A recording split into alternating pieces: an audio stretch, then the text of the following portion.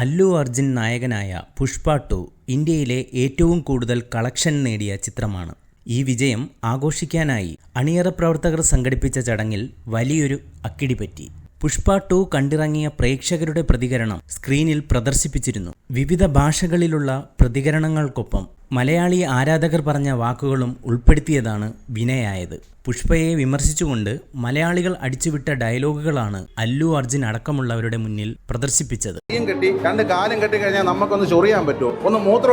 ചിത്രത്തിലെ നായിക രശ്മിക മന്ദാനയെ എടുത്ത് കിണറ്റിലിടണമെന്ന് പറയുന്ന പ്രതികരണമാണ് അതിൽ ഏറ്റവും കടുത്തുപോയത്.